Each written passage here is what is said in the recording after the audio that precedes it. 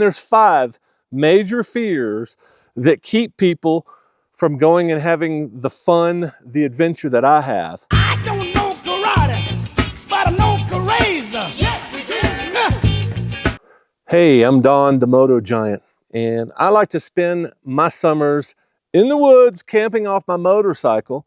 And I get a lot of questions from people that watch my videos. Kind of been answering these questions for quite some time now, and I wanted to make one video that answers all those deadly fears about going and camping in the woods off your motorcycle, or if you're a hiker or whatever, the things that are keeping most people from going out and enjoying nature and enjoying the things that I do.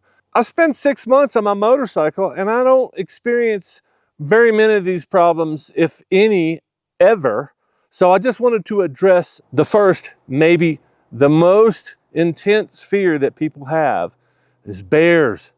Bears, critters, wolves, coyotes, mountain lions, all kinds of things in your imagination. And I'm not saying bears and mountain lions are not a risk, but coyotes, no. Wolves, almost never. But bears should be respected, especially when you're up in bear country. And usually I say the most intense bears in North America, as far as I'm concerned, are, you know, the grizzlies. And especially in America, you're probably not going to see very many grizzlies outside of the northern states, the ones up on the Canadian border, specifically Idaho, Montana, Wyoming, and a few others. But I have never seen a grizzly anywhere near where I was camping. I've seen quite a few brown bears on the sides of roads or out in far meadows or Yellowstone, things like that. But when I'm camping, I try to stay a little bit closer to civilization, because the grizzlies can kill you. If you're in a hammock like I am, you know, you're basically a bear burrito. But just be aware where those bears are and maybe take some precautions. If you're camping anywhere near a campground, most of them have bear boxes, places where you can lock your food in. It's not going to protect you from, you know, getting eaten out of your tent. But most of the time I stay pretty much clear of the remote areas in the far northern reaches of the state, especially the very far wilderness areas, because it's kind of scary. I just kind of stay clear of those areas when I'm camping in nylon in a tent or a hammock or anything like that. But, you know, if you're in a car, if you're in an RV, you've got a lot more protection. Just kind of be smart about how you deal with your food. Keep your food out of your tent, away from your hammock, away from your camp. If you're in bear territory, if you're anywhere near where bears are, black bears too, they can do some damage. They might bite you. They're probably not going to kill you, but you know, the bigger the black bear, especially if you run into them and they've got cubs, I would say turn the other way and hustle, because black bears are very protective of their cubs. I think that's probably where most of the interactions with people and black bears come from. Grizzlies don't care. They don't care. They'll just eat you for the fun of it. But yeah, if you run into a grizzly, you're in a lot more trouble than you probably realize. But yeah, I just haven't seen them. I spend 6 months on my motorcycle every year in the summer. But I try to stay clear of the very remote areas up in those northern states, like I said. I would also say that the critters that you fear are not the critters that you're going to run into. The critters that I run into are birds, chipmunks, squirrels, raccoons. Those are the critters that are going to wreck your weekend or your week or your month, because they're going to tear up your stuff. But if you use the same precautions, keep your stuff up off the ground, keep it out of your tent, hang it from a tree as far away from your camp as you can get. And I'm not saying a mile. I'm just saying, you know, yards, 10, 20 yards away from your camp. If you can get it up in a tree, put a line up, put your stinky, smelly stuff in a bag and hoist it up a tree. Makes it harder to get to. I had some chipmunks outside of Salida. They got They walked down the tree limb. Apparently they crawled down the line to get into my bag, and it wasn't really secured. It was just a plastic grocery bag that I had some of my stuff in, and they got my tortillas, those little suckers. If the animals are trained, like in most campgrounds where people feed the critters, they're going to be vicious and they're going to come after your food, but they're this big or smaller. They're tiny. So the real critters you need to be worried about are the things that are going to ruin your gear and eat your food or contaminate your food.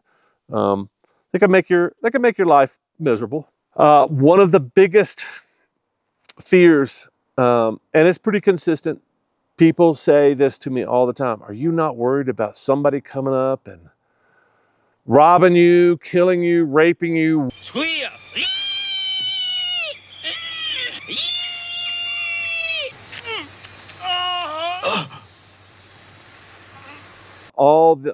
And this is pure Hollywood as far as I'm concerned. Pure Hollywood. You think you're out here by yourself, but Jason is wearing his mask and he's got his axe and he's going to come stick you, and while you're sleeping he's going to come up through your mattress and stick you in the Kevin Bacon. Yeah. And my consistent message to the people that watch too much Hollywood, it's a nice fantasy, but if that's keeping you out of the woods, just all you have to do is look at the statistics. The town that you're living in, and especially if you're living in a city, you're much more at risk in your city, in your neighborhood, going downtown. You're much more at risk being murdered in your town, in your city, than you are out here in the woods. I'm not saying it doesn't happen, but it's so freaking rare because people out here are just enjoying nature. The victimizers, the true human predators that are in America are in the cities. There are human predators in the cities. They're hunting people. They want your money. They want your body. They want to see you squirm and scream. Those people are in the cities because that's where everybody else is. That's where all the victims are. Coming out here, you never know who you're going to run into in here. You're going to run into somebody probably like me with at least a knife. A lot of the guys I ride with and camp with have guns. If you're a betting man, do you really want to go up against a woodsman, an outdoorsman, or do you want to go up with some weak soy boy outside of a Starbucks? Your odds are better of getting a lot of cash off the guy that's coming out of the Starbucks or the girl. Or maybe I'm just wrong. Maybe I haven't run into Jason. Maybe he's out here just waiting for me to stop filming so he can come in here and chop my head off. I don't know. I just think all you have to do is look at statistics and look at where you're most at risk. Out here, you're much more at risk of getting bit by a raccoon that's infected with rabies than you are of getting murdered or shot at or robbed or whatever. Which takes me to the next topic. Leaving your stuff at camp.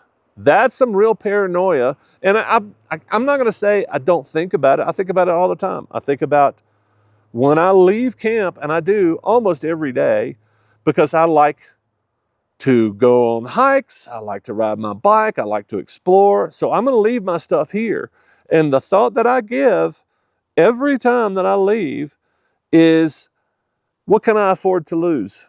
What can I afford to lose if somebody comes in here, and I've got my little security gate up here, so I'm not really afraid of people just breezing through and going, wow, that's a nice chair. Wow, that's a nice hammock. Wow, ooh, look at that water over there. Most of the time I'm thinking about, okay, what can I afford to lose? And I never leave my electronics. I never leave cameras. I never leave anything that's expensive that's easy to put in your pocket. I've had people ask me, aren't you afraid people are going to take your camping gear? And I'm like, man, that would suck if somebody came and took my stuff. If they need my camping gear enough to steal it, to pack it, take it down from the trees, and they're willing to risk their life and limb taking my stuff, I've always said the same thing. If they're that crazy, maybe they need it more than I do. Because I've still got some money. I can go buy a freaking Walmart tent. You can't buy nice hammocks anywhere locally. You got to order them. and it might take a week to get here. So I could go down here to Walmart and get a, $50 tent, and I could be okay. Number one, I don't leave expensive stuff. Well, my camping gear is expensive, but it goes back to what I said. If somebody takes my camping gear, my shelter, maybe they need it more than I do. Maybe I need to go buy another Walmart tent. I don't know. But just don't leave your expensive stuff behind, and choose to have the philosophy that I have, which is, man, I'm going to miss that really nice hammock. That was a nice setup. Sleeping bag's 30 years old, but it works really well. My Spider-Man pillow? What? You took my Spider-Man pillow? Oh man, I'm out $5. But yeah, it's just one of those things. It's like you have to have a philosophical view about it. And it's like, just don't leave your expensive stuff. The stuff that's going to crush you. If I left my laptop and somebody saw it, I can imagine somebody going, wow, yeah, laptop, or my phone. I could see somebody go, ooh, yeah, that's worth some prison time. I would, yeah, I bet that's a nice laptop. I bet that's a $1,000 phone, $1,500 phone, even though it's a $50 phone.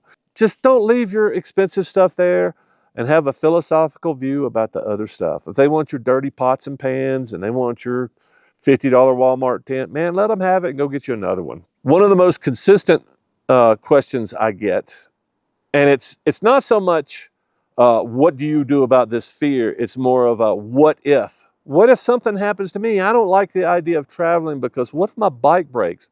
What if I get a flat? What if something goes wrong with my bike? What if what if something happens to your bike when you're riding it around town? What happens? You just got to go buy another bike? If your bike breaks, you get a flat, you got to go buy another bike? Well, I don't understand. It doesn't make much sense to me. Okay, maybe you're going to incur some expenses, especially if you don't know how to fix your bike. If you don't know how to fix a flat, yeah, you might have to call a tow truck. So maybe put a few $100 into an account that's separate. You manage your money somehow and go, hey man, I gotta have my bike towed and gotta have somebody fix it. I don't know. I don't know how to answer that question. All I know is that what happens if you're at home? What are you gonna do? Worst case scenario, I was traveling in my schoolie, my school bus to RV conversion, elevator in the back, motorcycle in the back. I think it was the second or third trip out. My bus broke for the second time, and I was spending a lot of money trying to keep it on the road. And finally, I just said, "No, I'm out." So I abandoned the schoolie, took all my stuff, threw it in a moving van, went back to Florida. That was the worst case scenario, and it cost me $1,500, I think. It was the worst case scenario because I had to carry my bike back, and I had to carry pretty much everything else that I had in my possession. I had to load into a moving van, so it was expensive. Scotty has said several times is the fear of the unknown stops most people. And I agree with that 100%. What if something happens? So most people have a pretty good imagination of the things that could happen, but then that unknown, the fear of the unknown. I don't know what could happen. I don't know. I know that there's bears and critters. I know that there's a chance that I could get murdered. I know that if I leave camp to go shopping, to get water, whatever, somebody could come into my camp and take my stuff. I know that. I know that there's a chance that my bike might break down on the way. I know all those things, but what are the things that I don't know? I know the things that I see on Hollywood all the time, and I know I need to be afraid of those, but what are the unknowns? What are the things that I don't know until they happen to me? Those 5 things are the things that keep most people from having an adventure, from getting out here and enjoying themselves, from not only taking a weekend or a week. Hell, they're never going to be able to come out here for a month because they can't get past that whole weekend thing. You could probably get past the weekend thing. You can take all your supplies. You can bring your AR and your 1,000 rounds of ammo and, knives and booby traps. And you can keep your camp safe from critters and murderers and people that want to steal your stuff. But yeah, what if my bike breaks down? Oh, geez, I can't carry that many tools. I'm not that good at fixing motorcycles, and I don't have a cell phone, and I can't call somebody to come throw it in the back of their trailer. Look what happened to me in Idaho. I called a guy. He said it was going to be less than $200 to come get the bike. And that was kind of a minor thing. But, you sit there on the side of the road long enough, somebody's going to come by and help you, I guess, especially if you're missing a leg. But yeah, that's what Scotty says is the fear of the unknown. That's what keeps most people from doing this, and I agree 100%. There's so much fear. There's so much fear keeping people from coming out here and having a good time like I'm having. I'm having a blast. And I can't stand the fact that I've got to go back in a couple of weeks because I've conquered most of my fears. I still have fears in the back of my mind, but it's like if I'm going to let Hollywood dictate what I do with my life, I'm never going to have any fun at all. If I let some reporter tell me about how the chances of me being murdered in the woods, somebody else is going to go, what happens if this? What happens if that? That's the fear of the unknown. You don't know what's going to happen. But that's the beauty of adventure. You don't know what's going to happen. You may have the time of your life. You may break something. You may lose something. Oh, that's the other thing. I have lost and damaged way more stuff than I've ever lost somebody stealing it. I don't think anybody's ever, the whole time I've been camping, the last 30 years, I don't think I've ever lost anything from my campsite.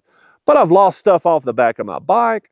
I've broken stuff. I'm sitting in a broken camp chair that replaced my really good Helinox chair that fell into the fire twice and finally just burned up. I can't use it anymore as a chair. I want to make a list of the stuff that's fallen off my bike, I've misplaced, I've broken, I've burnt. All those things are reality. Those things are reality. What if? What if? Let me tell you the things that are going to happen to you. You're going to break stuff. You're going to lose stuff. Shit's going to burn up in a fire. A bird's going to take your stuff. It's whatever. That's the reality. So don't get the reality confused with fantasy and Hollywood, the things that other people want to do to keep you out of the woods from having fun. So I hope this list and discussion of things helps bring you closer to reality and hopefully will inspire you to get past your fears and get out here and enjoy this. Anybody could do this for a weekend.